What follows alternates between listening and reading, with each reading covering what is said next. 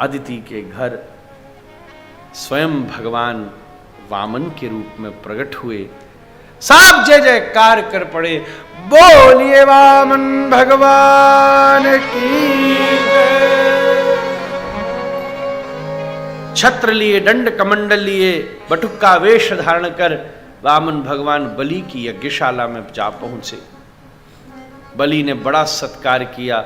स्वस्ति स्वागतमर्त्यहं वद विभो किं देयतां मेदिनीं कामात्रां विक्रमत्रयमिदं दत्तं गृहीतं मया मा देहित्वशनास्ति किं हरिहरं पात्रं किमस्मात् परम् एवं च बलिभर्चनो मखमुखे पायात् सनो वामनः। एक ही श्लोक में आ गया सब प्रसंग। आइए पधारिए पधारिए पधारिए, स्वस्ति स्वस्ति स्वागत वद विभो किं देयताम। आइए पधारिए पधारिए, इस समय मेरे देने का समय है, आप कृपा पूर्वक पधारे हैं, बतावें हम आपको क्या देवें। बोले देना ही चाहते हो तो 3 पग भूमि दे दो। देखा इतने बड़े पैर कि 1 नंबर का जूता भी थोड़ा साइज में ढीला ही आवे। बोले महाराज कुछ खास ज्यादा मांग लो ना, दुनिया क्या कहेगी कि बलि के यहां इतना तेजस्वी ब्राह्मण आया और उसने 3 पग भूमि देकर वापस भेज दिया, कम से कम मेरा भी तो कुछ विचार करो। भगवान ने कहा समाज तो अपनी बातें करता रहता, उससे हमारा क्या मतलब, मुख में एक जीव है, एक वाणी है, अब जो कह दिया सो कह दिया, इतने में ही हम तृप्त हैं। पास में शुक्राचार्य जी बैठे थे, उनकी आंखें चौंकी। ब्राह्मण और संतोषी, सच हार्ड कॉम्बिनेशन दो। पहली बार ऐसी सभा लगी है जहां लेने वाला कह रहा है कि मुझे नहीं चाहिए और देने वाला कह रहा है कि और ले और ले और ले। दुनिया में सभाएं तो इससे विपरीत लगती हैं। देने वाला कहता अब मैं नहीं दे सकता, लेने वाला कहता है नेक्स्ट और दे दे यार, नेक्स्ट और दे दे, नेक्स्ट और दे दे। ऐसी सभा आज तक नहीं लगी जहां देने वाला कह रहा है कि और लेने वाला कह रहा है ना ना यही चाहिए। शुक्राचार्य जी चौंक गए, ये तो गुण कोई सामान्य गुण नहीं प्रतीत होता। आंखें बंद करके देखी, पहले सोचते थे कहां से आया, ब्रह्मलोक से आया, सत्यलोक से आया, सूर्यलोक से आया, महरलोक से आया, ये आया है तो आया कहां से। ओ आंखें बंद करी तो पता है तो सीधा वैकुंठ लोक से पधारे। अरे अरे रुको रुको रुको बलि, देवानाम कार्य साधयत साक्षात विष्णुरव्यय। देवताओं का काम बनाने के लिए साक्षात विष्णु इस स्वरूप का धारण करके आए। तो बलि की आंखें भी नम्र पड़ गईं। सही कहा है शास्त्रों ने, बिना गुरु कृपा के सामने खड़े गोविंद की प्राप्ति भी असंभव है। आपने आज बता दिया, मैं जिन्हें बटुक समझ रहा था वो तो मेरे इष्ट देव है, मेरे सब कुछ हैं। प्रभु आप पधार गए, जय हो आपकी। पर हे गुरुदेव आज तो आपको कहना चाहिए था, चूक न जाना, अवसर को जो पकड़ ले। मैंने अभी कही एक बात, ये बात महत्वपूर्ण है जटिया जी, कि अवसर को जो जानता हो वही धनवान हो सकता है। जिसने ठीक अवसर समय पर अपनी कार्य कर लिए, जब कहीं कुछ करने का समय था। अब क्या, जब चिड़िया चुग गई खेत, अब क्या करोगे महाराज।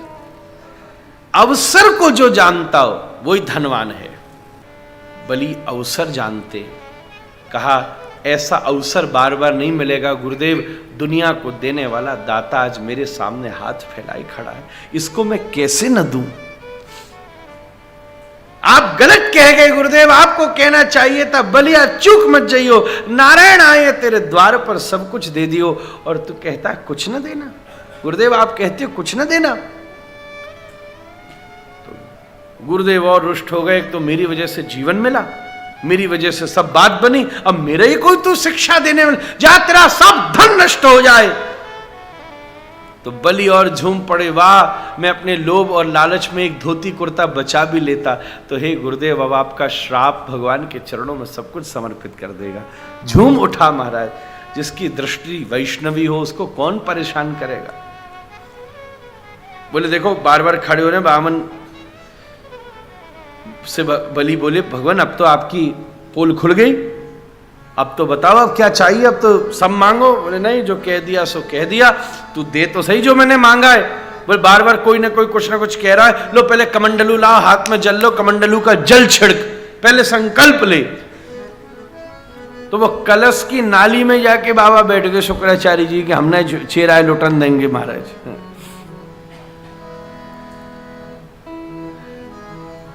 तब सींक डाली तो एक आंख में पीड़ा हो गई।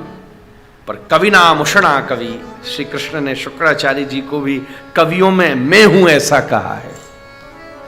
एक आंख मतलब व्यक्ति को दो आंखें दी जज साहब, अर्थात उसके पास इहलौकिक और पारलौकिक दोनों दृष्टि होनी चाहिए।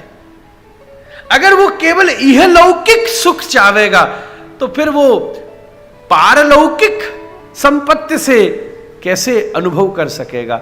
एक ही नजर आ गई कि भाई यहां तो बचे, पर भगवत चरणारविंदों में समर्पित होने से जिस पारलौकिक संपत्ति की प्राप्ति हो सकती है उसकी गणना नहीं करी। तब जैसे ही जल छोड़ा वामन त्रिविक्रम हो गए महाराज। नीचे के चरण से सारे नीचे के लोग, एक चरण से सारे ऊपर के लोक नाप दिए। तल अतल बितल रसातल महातल जनलोक महरलोक तपलोक सुरलोक चंद्रलोक सब नाप दिए। शुक्राचार्य जी भी स्तब्ध रह गए। वैसे भी गुरु का काम तब तक ही है जब तक गोविंद न मिल जाए। शादी से पहले सबसे महत्वपूर्ण आदमी होते हैं पंडित जी, और शादी के बाद कौन की आवश्यक पंडित शादी में सभा में पंडित जी आइए, पंडित जी आइए, पंडित जी आइए, और शादी के बाद पंडित जी जाइए। 10 मिनट ज्यादा भी बैठ जाए पंडित जी, कोई मुश्किल, कोई गाड़ी की व्यवस्था करे, कुछ जाइए जाइए। और कोई पंडित जी ऐसे हो जो झोला लेके तैयार हो, क्यों खड़े, बोले दूल्हा दुल्हन जा रहे हैं, एक चौराहे तक छोड़ देंगे क्या? तो आदमी अरे पंडित जी क्या बात करते हो भाई। ऐसी भगवान की प्राप्ति से पहले गुरु कृपा के बिना संभव नहीं होगा। और जब भगवान की प्राप्ति हो जाए तो गुरु को स्वयं संकुचित हो जाना चाहिए। हाँ, शिष्य के प्रति फिर उसको उसके प्रदर्शन की आवश्यकता नहीं है। शिष्य के प्रति, शिष्य में गुरु के प्रति पूर्ण श्रद्धा रहे, पर गुरु फिर उसके प्रति संकुचित हो जाए कि अब इसको फ्लरिश करने दो, इसको खिलने दो, इसको खुलने दो। पर भाई नेक्सा पुरोहित और गुरु में थोड़ा अंतर तो अवश्य मानना ही चाहिए। 2 ही शब्द हैं। पुरोहित कब लेता है जब पानी हाथ में होता है, गुरु कब लेता है जब पानी आंख में होता है। उस पर कृपा बरसी। बता तीसरा पैर कहां धरूं? वामन बोले अभी तक जो तुमने लिया है वो कौन सा मेरा था, मेरे पिताजी का था, तुमने दिया था, तुमने वापस ले लिया, पर तीसरी वस्तु तो मेरी है, मेरी कमाई हुई है। प्रभु, जीव का उद्धार तब होता है जब आप अपने पैरों से उसके अभिमान को नाप लेते हो। तीसरा चरण मेरे सिर के ऊपर धरिए महाराज। वामन भावुक हो पड़े कि मैं तुझे लूटने आया था, तैने मुझे लूट लिया। तब भगवान वामन ने सुतल लोक में बलि को स्थापित किया और स्वयं उसके द्वारपाल बनकर खड़े हो गए। ऐसी बलि पर महती कृपा हुई